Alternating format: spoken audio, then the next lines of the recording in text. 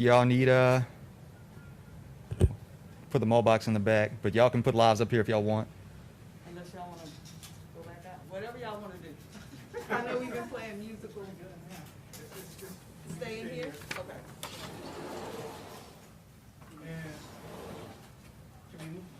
Yep. I got it. You just set up and we'll do this part. Sorry for the confusion. Hey, gang. Thanks for your patience on this. Sorry for the fire drill. That'll be ready in about 10 minutes or less. We need to. Now? Yeah, Okay. Mayor's ready to direct right Can now. y'all be ready in 5 minutes? All right, great.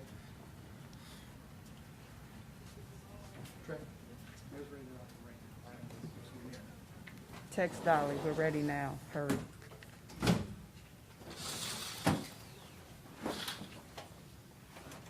Channel 6 had to go downstairs, so Okay. they don't know that we're doing this in like 5 minutes. All right. So I just texted. Y'all good with sound on the mobile, Chelsea? Check, check, check, mic check, mic check, 1, 2, 3, check, check, check, white balance. Everyone got it? Okay, 6 is on the way back up. yep. All right. Let me call her.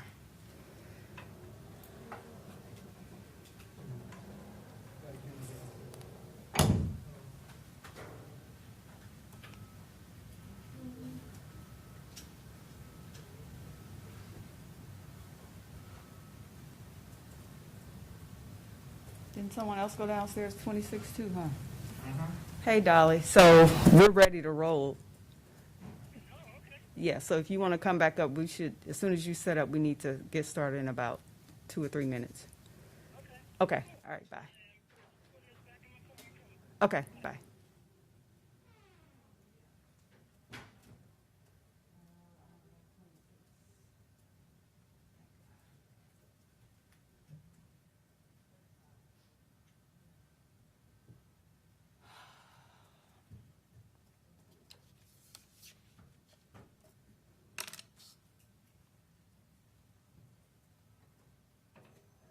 We're missing 2 photographers, 6 and 26.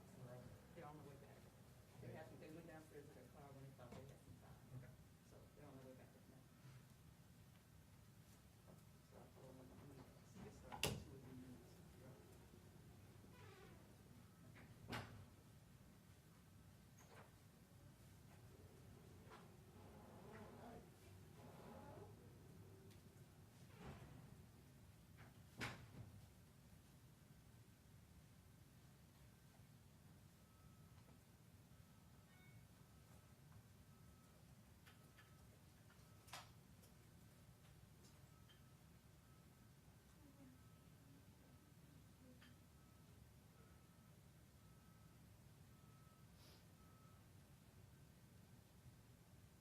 Good, Charmaine.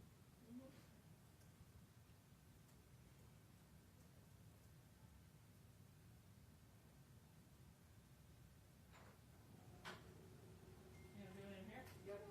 Huh? Yep. Okay. You all right right there?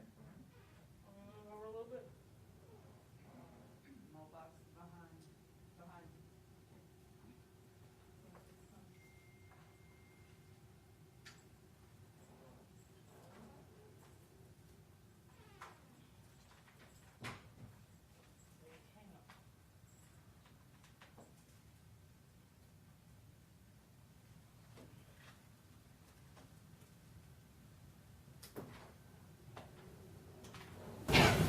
Good?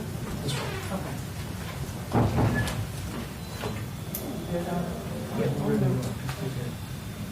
Ready to roll? Yep. All right.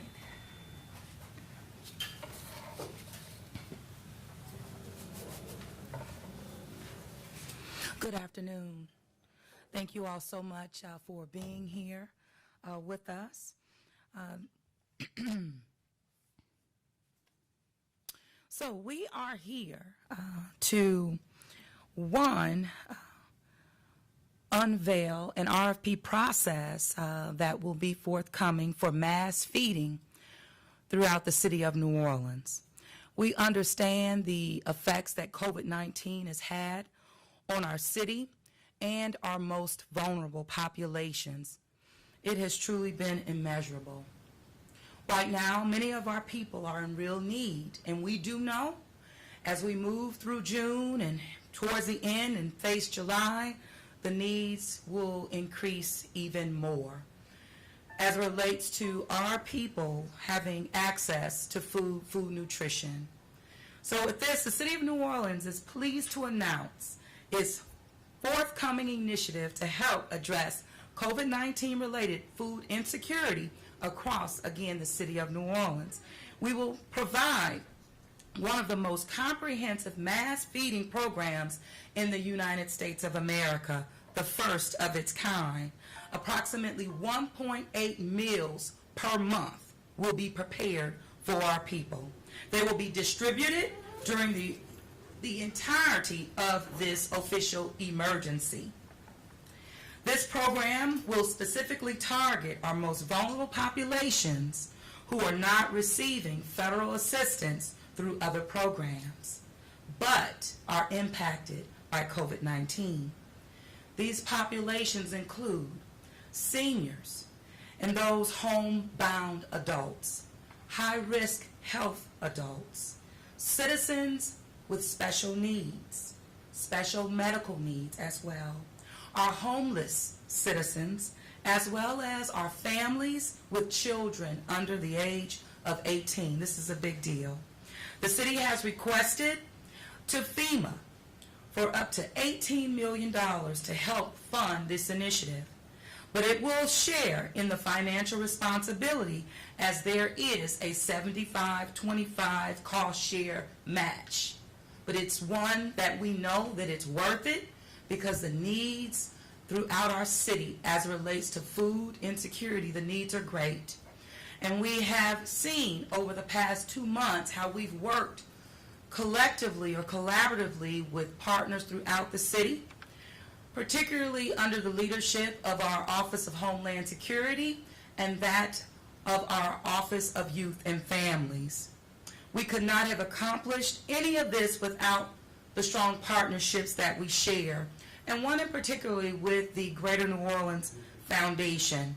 So I say thank you to all of our partners who have gotten us to this point and who have been feeding our people literally thousands of meals over the past couple of months. But we knew when we started that it would be impossible to sustain those efforts if we did not have additional resources needed to do so.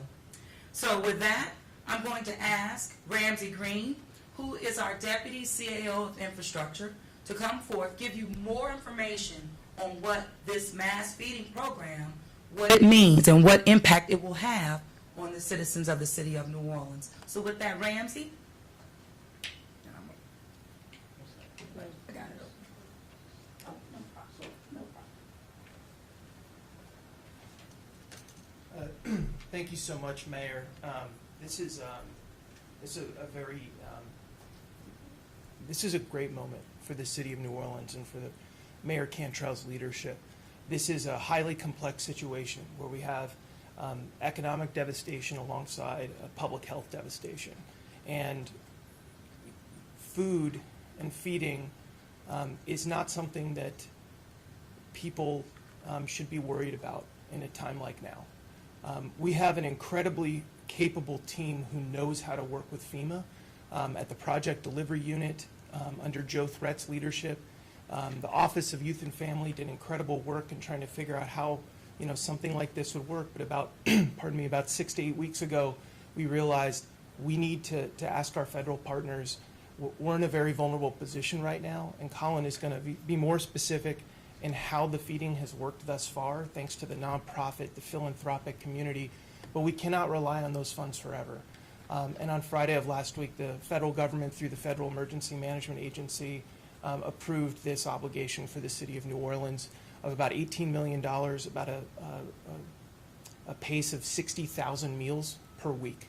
And it is a federal cost share that the city will be working with. But the folks on our city side who made this happen that required policy thinking, again, through the Office of Youth and Families under the leadership of Emily Wolf, the Greater New Orleans Foundation, the Project Delivery Unit, the NOSEP Office, New Orleans Homeland Security and Emergency Preparedness. This isn't something that FEMA normally does. This isn't the kind of disaster. No disaster is normal, but this is a very abnormal situation. And all of those folks working well together, including the FEMA leadership locally, that team works with us on a daily basis, and we cannot thank them enough. They'll be here at some point once we have something more to announce, but really what this is the announcement of an RFP that is now online. Colin will talk more about that, for the food service community to come figure out a way to most effectively feed the folks in our city who most need food. Thank you so much, Mayor. Thank you so much, Ramsey. So now we're going to ask our Director of Homeland Security, Colin Arnold. Please come on, man. Thank you so much. Thanks, Mayor. So we know that the pandemic has threatened the lives of our residents, not only through the virus itself, but also through secondary health effects that come with food insecurity that is now faced by a large portion of our population. Laid-off workers, families with children, homebound seniors, medically vulnerable residents are all members of the community who have found themselves in need of food as a result of the pandemic. This is a need that our local nonprofit community anticipated and responded to right away in the initial COVID-19 response. Since mid-March, nonprofit organizations, houses of worship, and volunteers have been distributing food boxes and meals to our residents in need. And as was mentioned by both the mayor and Ramsey, we are very, very grateful for that. Federally supported programs like the NOLA Public Schools and Nord Feeding Site programs for children and families have provided much needed support in this as well, and they will continue. All these programs that are going on right now will continue, but from extensive data analysis, what we've realized is that they are struggling now to continue and to ramp up more, and we needed to provide a way for that to happen. So that's why my office, the Office of Homeland Security and Emergency Preparedness, the Office of Youth and Families, and the city's Project Delivery Unit, in partnership with FEMA, will be launching this first-of-its-kind pandemic feeding program. As mentioned, it will be 1.8 million nutritious meals to qualifying residents who are not being served by existing feeding options. As we developed the scope of this project, it was crucial for us to ensure that local food establishments would be involved, supporting commercial kitchens, local restaurants, and their employees. So in a way, this is doing a public service, and it's also stimulating our restaurant economy, which we know is crucial at this time. So through a request for proposals, or RFP process, potential vendors will submit their proposals to provide meals to New Orleanians in need through partnerships with local restaurants. Interested businesses, anyone interested in doing this, should go to the city's supplier portal at nola.gov/purchasing so that you can receive notifications about this opportunity. It is RFP number 624. Again, nola.gov/purchasing. Once selected, the vendor will work directly with the city, who will manage the qualifying criteria for residents to receive meals. If you are in need of meals due to the pandemic and you are not receiving other federal food support, you may qualify for this program. And we're going to provide a lot of additional details once the vendor has been selected about how you, as residents, can access this much-needed resource. New Orleans was hit hard by COVID-19, both the impacts of the virus and the cascading economic impacts that have resulted from its spread. The development of this unique program is just another example of the dedication of this administration has towards leveraging partnerships and using creative solutions to assist our most vulnerable residents and our local economy. And I'm proud to stand here today with the mayor and Ramsey to ensure that no New Orleanian goes hungry during this public health emergency. Thank you, Mayor. Thank you so much, Colin.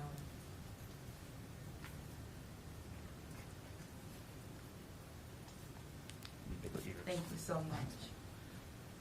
Thank you all again, so much. And as we're demonstrating that we absolutely do not want to leave any of our residents behind as we move through this pandemic and the impacts of this pandemic. And those that we know are prevalent today But even as we move forward, we know that the needs of our people have to remain a top priority for the city of New Orleans. This is one of its kind in partnership again with FEMA. But we saw the need, made the ask, wrote the proposal in partnership, and now today unveiling our RFP process. This is tremendous for our city. So with that, we'll go to questions. Ms. Latanya, if you all have any. Are there any questions? Yes. WWL. Mayor, can you speak about what you've seen with demonstrations across the country and what you've seen with demonstrations here in New Orleans? Well, as it relates to this mass feeding program, that's what I'll respond to at this time. After this particular press conference, I'm okay with the pull aside to speak to other matters, but on this, I want to stay along the lines of the mass feeding program. Mayor, can you talk about how quickly this came together and your thoughts post-agreement going forward?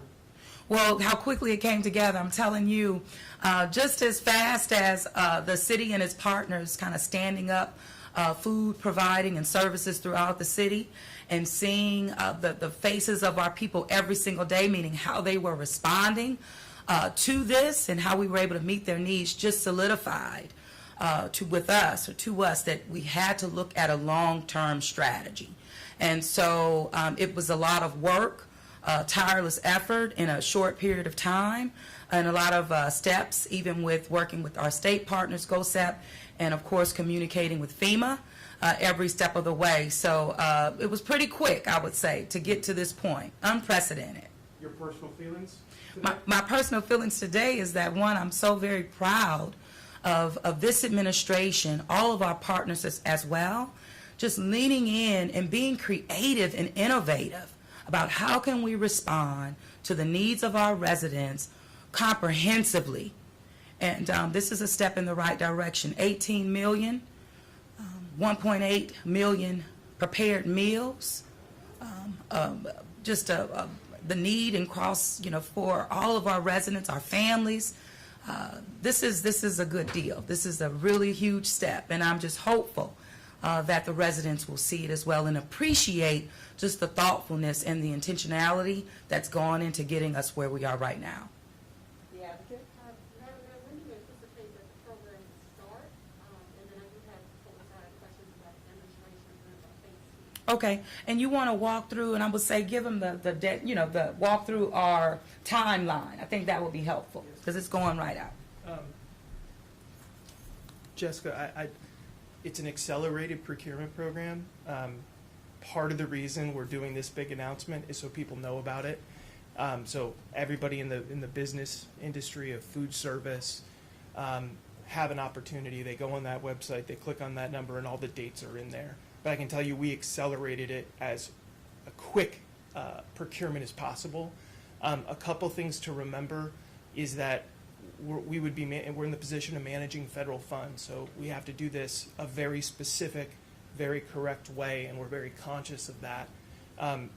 And we don't want to, I think what the mayor said about, we saw what some of these nonprofits did and philanthropics were doing, and we saw that at some point that's going to end. And concurrently we said, okay, how are we going to do this in the near term and ensuring that people are fed? Because we don't want that day to come when they say we're out of meals, because a meal today is a much more valuable thing than a meal promised to you 3 months from now. People are hungry today. We want to make sure that they're fed. And the federal government working so closely with us on this was just a huge victory. FEMA reviewed the RFP to ensure that all the requirements are on there. There's really no precedent for this during the COVID disaster. There's a partial one in the state of California, but we are way more inclusive of who can get the meal compared to what California is doing. But I don't want to give you a promise date. I'd just ask, go on that link and you'll see the deadlines the mayor's talking about in the procurement process. No, I did see the ones for the candidates to be selected. I was just curious about Once they're selected, they ought to be ready to go. And a message to the food service community is sharpen your pencils. We have a suspicion there's going to be a lot of interest in this RFP. And it doesn't mean that it needs to be one company necessarily. If other companies get together and form a team to bid on it, we welcome that. We want to make sure that we're paying for this at a very, fair rate, and that as many folks as can be can participate. And because this is going to be, as Colin really eloquently said, this is stimulus for our local economy as well. Jambalaya News. Mayor, residents live close to New Orleans, like Jefferson Parish, example, can participate in this program? The feeding program, the mass feeding program, is extended to residents of the city of New Orleans. But we're always, willing to help and I would say give some direction to other parishes that may want to go this route. And not just, locally, but this is unprecedented across the country. But the needs are great. Can you repeat the website and the RFP number? Sure, Colin, give the number. It's NOLA.gov/purchasing, and it's RFP number 624. Are there any other questions pertaining to the mass feeding initiative? All right, thank you all so much. Thank you, thank you.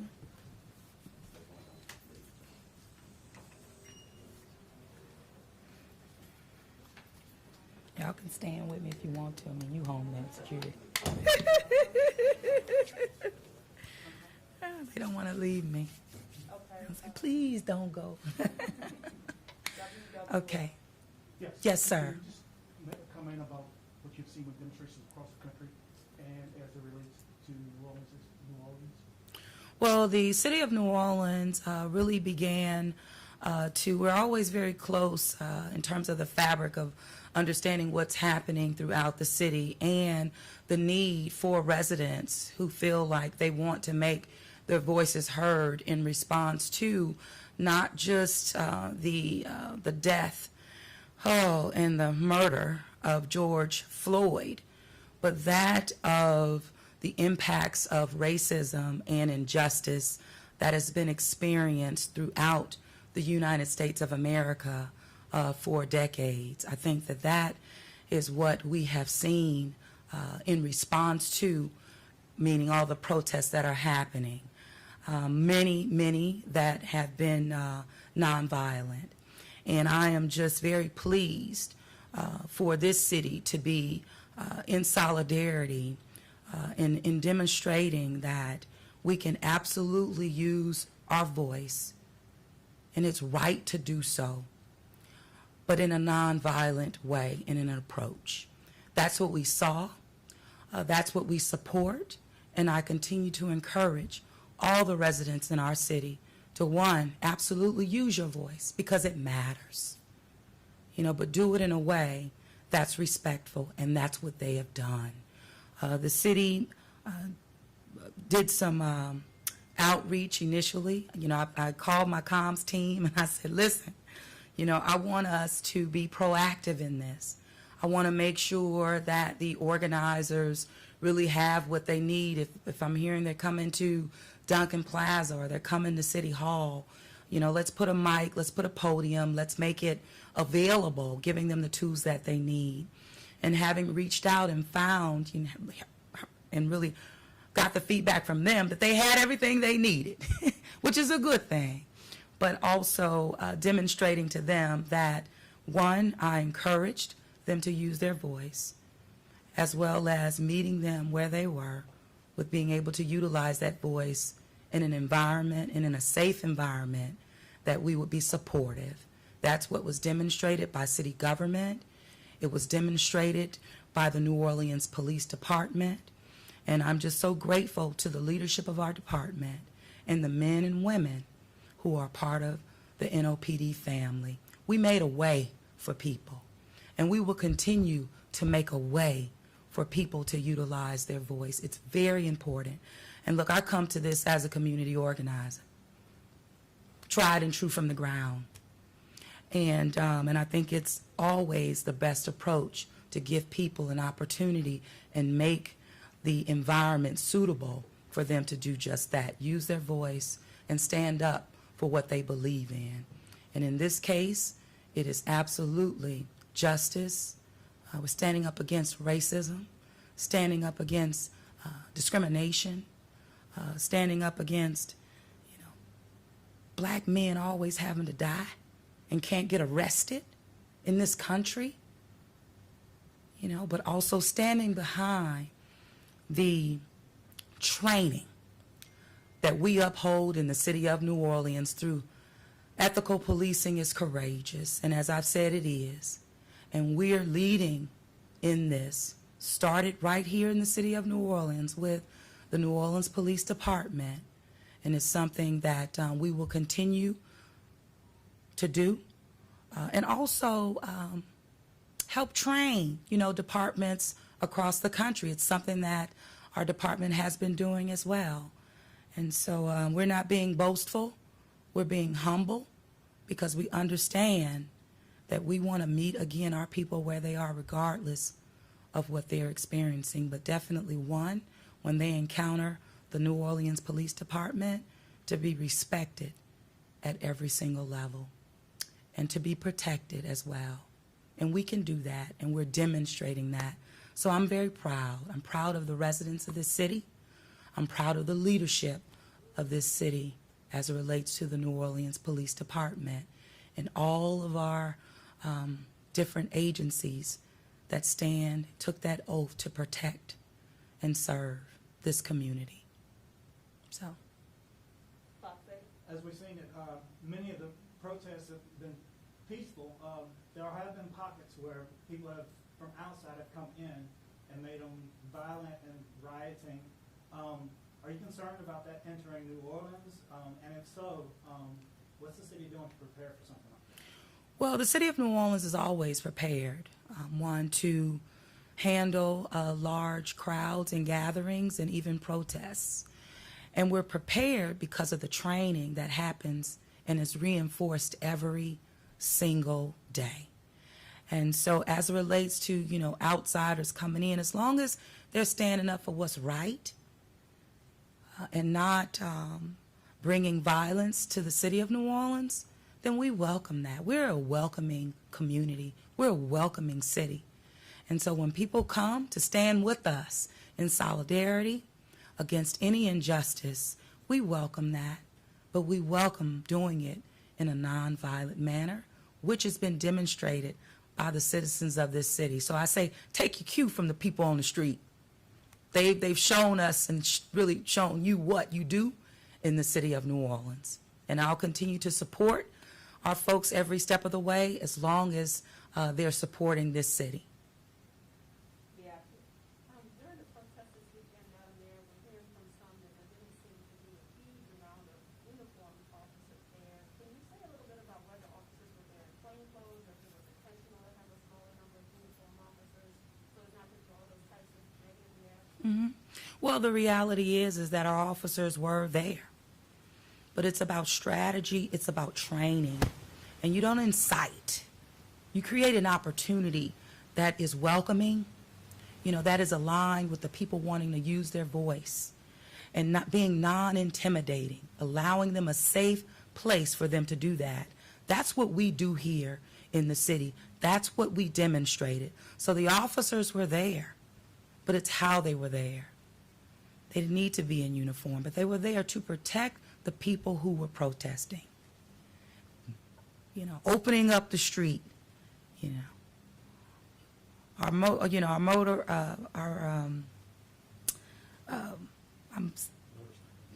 but not them, but we call it, I'm missing the name, the official, name of our traffic division, yay. As it relates to our traffic division, you saw them out. You saw them stopping cars. You saw them making a way. And that's what we want to do, continue to make a way for our residents to be safe, but also create the environment so that they can use their voices to stand against any injustice that they see fit. So we will continue to make a way and be prepared in response to any events in our city. And then just a second question, the governor today is expected to make some sort of announcement about whether we're moving into phase two. Can you speak to whether New Orleans is ready to move to phase two, Sure. So we did a data presentation to the public on last week. Dr. Jennifer Avegno did that. And being, again, intentional in that, making sure that we're not only engaging, but giving the public updated information. What we know, we share. And so as we reported then, we're not ready. And we will continue to let the data drive us. We will determine what the city of New Orleans will do in terms of relaxation, but it will not be announcing a phase 2. Possibly, as I always say, loosening some restrictions, again, that are aligned with the data, but also aligned with phase 1. Yes, sir. So Mayor, if I understand it correctly, there may be some loosening of restrictions, but not to the extent of phase 2? Because I think a lot of people are thinking, oh, phase 2 is not coming for 3 weeks. Restrictions are going to stay as they are. Just kind of, could you explain a little further? Well, I mean, as it relates, to the city of New Orleans, as of June, 5th, we know, based on the data, that we are not ready to move from phase 1 to phase 2. There was a reason I did not put a date in our proclamation, because as we look at the data and it's aligned with continued progress, we may be at a place and a point where we can loosen restrictions without moving into phase 2. So that's what we're looking at right now, and we will make those announcements, in the days coming. But right now, absolutely, we're not moving into phase 2. And I want to properly communicate that to the governor directly, and we're prepared to do that as we continue to look through our data sets and see how well we're doing. Some facets of phase 2 may be followed, though, if you feel comfortable with it. Is that what you're saying? No, it's all in phase 1. We're not moving into phase 2. But remember, in phase 1, we did not go all the way. Right? So there were some restrictions that the city, that we've had in place that are aligned, with phase 1, but we held our guard up a little bit. But we're revisiting that to see, still within phase 1, what we may be able to loosen restrictions on. So give a little bit, give a little bit. We're trying. We're working towards that. Any other questions? Okay. Well, thank you all again so much. Thank you. I missed something. Get me straight.